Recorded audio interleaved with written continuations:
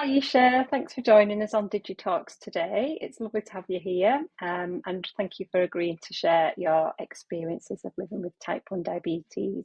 Yeah, if you just want to tell us your name, how old you were when you were diagnosed. Great, thank you. Thanks for having me. My name's Easha. I'm 28 years old. I have had diabetes since I was six, so that's just about 22 years now. So, what are your go-to hypo treatments? I do have like a handbag full of dextrose, so I usually typically go to them, which I don't always actually want to do. I'd rather just have some like jelly babies or yeah, so either jelly babies or dextrose or the you can get the glucose gel as well that you can just like Yeah, put on your gums, and that's really fast, yeah, especially if you work out. I use that quite a bit. But mainly I try to that's stick to handy. dextrose because if I have anything else to treat my blood sugar while I'm low, I'll end up having too much of it and then just go really high. Are there any things that you like about having diabetes? And obviously, I'm sure there are things that you don't like as well. What kinds of things could you share with us on that? So I think I probably have got more of a list of things that I like rather than a list of things that I don't like, which Oh, that's might good. be surprising, but I think that's because I was diagnosed at such a young age, I don't know life any other way. So I've just had to put a positive spin on my life how it is, rather than just constantly seeing the worst parts of it. But I like that it gives me a routine. Every morning you have to get up and look after yourself because if you don't, you'll just end up in hospital. So it gives me a routine. Encourages me to go to the gym because that just impacts my blood sugars if I don't start moving. So I know that it's not just about if I want to have a lazy day. I know that it's not just going to impact my body; it's also going to impact my general health and well-being, and my Mm. diabetes too. So then I also think it's made me really like disciplined about things as well and independent because from such a young age I've had to look after myself, take my own injections, treat my hypos whenever they had happened. So I had to grow up really fast, regardless Mm. of what was going on with my friends. Like you could be having so much fun with them, but at the same time, you still have to remember that you have type 1 diabetes, so that can really set you back if you don't pay attention to it. And then for the things that I don't like, I would probably say that I don't like that if I wanted to have a massive sugary, carby meal, that it would be almost impossible for my insulin to be able to meet the glycemic index of it. So if I wanted to really go all out, because with insulin there's always around like a 20 minutes wait time, um, I would have to really actually wait before wanting to eat exactly what I wanted to eat. And then that's probably another thing that I don't like. With diabetes, you do definitely have to have patience because it's really hard to see like something you really want to eat, but then you've got to wait 20 minutes before you have to eat it. So I really struggle with that. Going back to your diagnosis, all those years ago, you were quite young. So do you have any memories, and can you recall sort of your symptoms and any early memories that you want Yeah. to share with us? Yes, I was 6 years old, and I was throwing up a lot and bedwetting too, and constantly crying. I just remember it would be the middle of the night, and I would just be screaming all the time. And obviously, I didn't understand why at all, and my parents didn't understand why at all. They just thought something was wrong. But it was just my body was in so much pain because I was going in a severe level of DKA, and that's why I was just wetting the bed so much, and then started throwing up. And then my parents just took me straight to A&E, and then they just checked straight away my blood sugar, and that I was diabetic pretty much. And that's it then, isn't it? You're in hospital and sort of learning very fast how to manage these things. I was in hospital for I felt like it was the whole of the summer holidays. So I remember just thinking that all my friends were having fun just during the Oh, summertime, and I just remember being in the hospital bed and all my family coming to visit me. And then I was actually telling my parents about this recently on the weekend, but they were asking me as well about what I remembered, and it was mainly the nurses, because my parents weren't giving me the injections. It was the nurses that were giving me the injections. And I just used to run around the entire ward, just running away from them because I was so scared. And then Oh, my mum I said I mean, used to like hide under the tables as well because oh, I didn't want the injection as much as I needed it. oh. Oh, Hopefully that's a distant memory now for you, and it sounds yeah, like you've got a really definitely. supportive family helping you Thank as you. well, which can be really helpful. But yeah, thank you for sharing that. It can be, quite traumatic for some people when they get quite poorly and go into hospital. Fast forward a few years, you're not on injections anymore, and you are using some very helpful technology. So you're using the Medtronic hybrid closed loop, is that right? Yeah, that's right. I'm using the Medtronic 780G. And how do you find that? Um, what's your experience of using that? Yeah, so I've been on it for 1 year now. It's been an incredible experience. I've never slept as much as I have now in my entire life. And that's not even me saying that I'm getting a ridiculous amount of sleep. I'm just getting the normal amount. So I've never had the normal amount of sleep before. I used to Mm, always wake up in the night at least like once or twice because I'd be anxious about my blood sugars or my blood sugars would change. But now I just sleep through the night and it's honestly just unbelievable. It's very difficult to explain unless you've had like 22 years of not sleeping properly. yeah, no, it's hard to imagine. Yeah, but living that day in, day out, it must be a huge relief to have um, that extra peace of mind with being able to know that you Yeah, can it's sleep through the completely night. changed my life. It's the way that with it has different settings on it. So there's the Hmm. setting that will stop your body getting insulin when it notices that your blood sugar is getting low. And I used to suffer really badly from low blood sugars.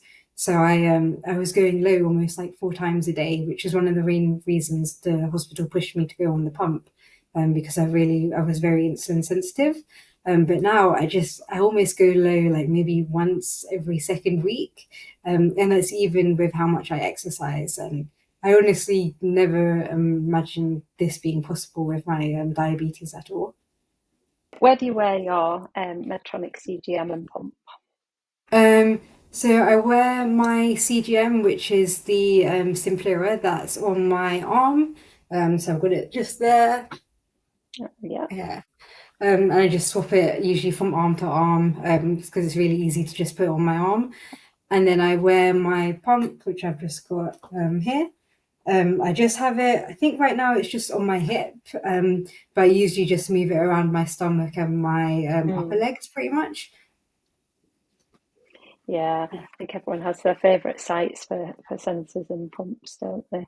When you first started using the Medtronic, how did using the SmartGuard feature help your everyday diabetes management? Is that something that you can tell us a bit more about?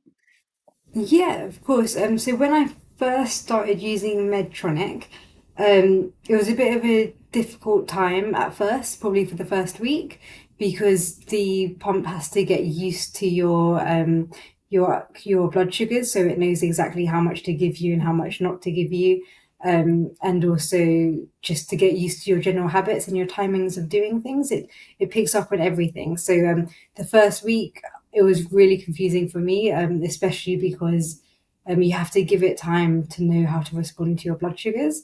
Um, and also, I was always wanting to give insulin when I had to wait for it to just learn to give insulin myself. So there was a bit of like a teething process at the beginning. Yeah. Um, After the first week, I started to notice huge differences with it with smart guard mode. So the smart guard mode would send insulin to my body whenever my blood sugar started to change, and that would be even if my blood sugar changed like 0.5 of a mmol, rather than say getting that change when it goes above 10. So it was constantly keeping at that 5.5 millimoliters that I wanted it to get be at. So I was really happy about that. It was really good, really good. Do you have a favourite feature of using the Medtronic hybrid closed loop system? Yeah, definitely have two favorite features. I'd say the one where you can suspend your insulin. So the pump will stop giving you insulin when it notices that you're going to go low. Say if you gave too many units for the amount of carbs that you ate, and then you start to go low, or you think in your head that, oh, I'm going to go low from this, you can suspend it and then just let your body ride out those units before actually going low. And that's because you've suspended your background insulin, and now your body can use that active insulin as your background instead. Whereas when you're on the pens, you could never do that. If you ever overcalculated or anything happened just down to human error, there was no way of going back. You couldn't just like pause and stop. You just had to go low. You just had to deal with it. Whereas now you have like Mm, complete control over it, which is incredible. The reason why I got excited before was because when you have a meal, but you get hungry, but you get full of the meal, and you just don't want to eat it anymore. yeah, yeah, Before, if you'd already taken the insulin for it, you just have to eat the meal. And sometimes, like, yeah, you might eat something and you don't even want to eat it because it doesn't taste nice. But you still have yeah. to eat it because you took the insulin for it. Whereas now you can just suspend insulin, or you can even cancel the amount of units that you were giving. So while it's injecting 1 unit, you can stop it. So then it only gives you half a unit, which is incredible because, Oh, that's especially if you make amazing. Yeah. mistakes. Um, those are my favorite, probably, settings that it has. But I also really like the temp target.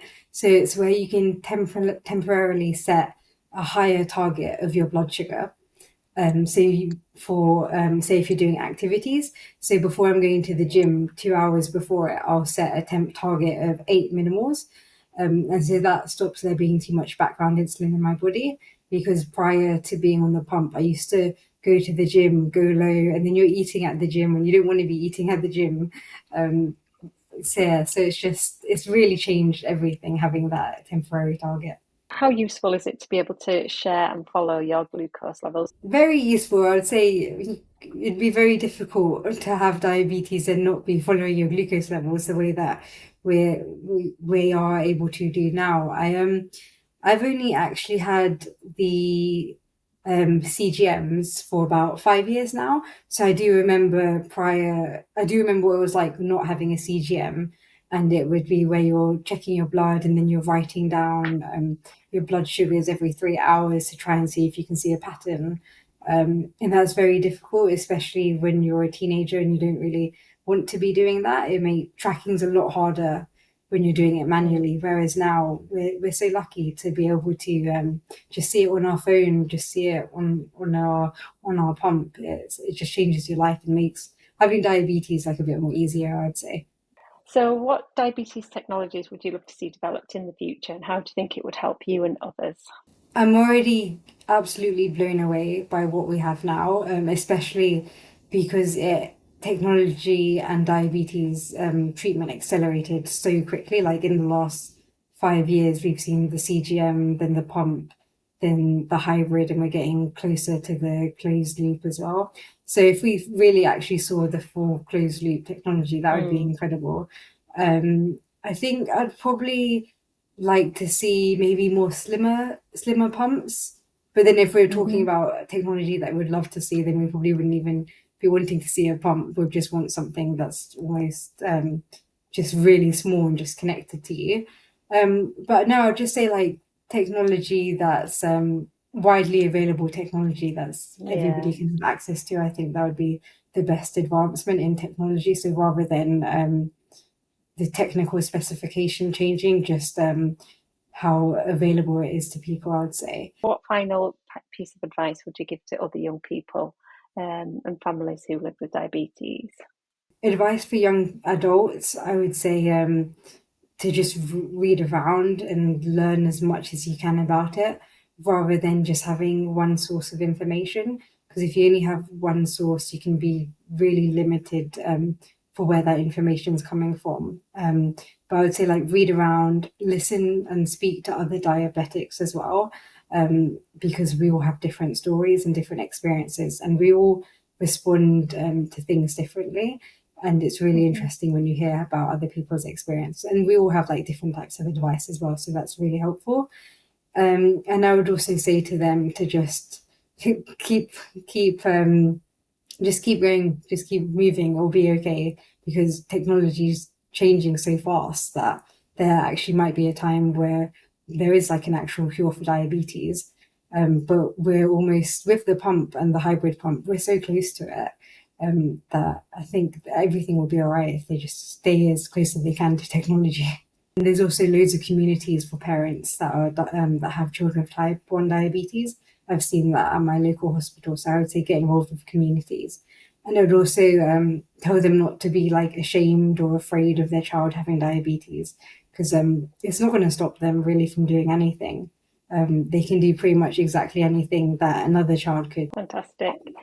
Well, you're certainly not letting it stop you, are you, Easha? It's fantastic that you've had such a good experience using the technology. It's really great that it's helping you so much, and we really appreciate you sharing your experiences with us tonight on DigiTalk. So, thank you so much for joining us tonight, Oh, Easha. thank you, Sam. Thank you for having me.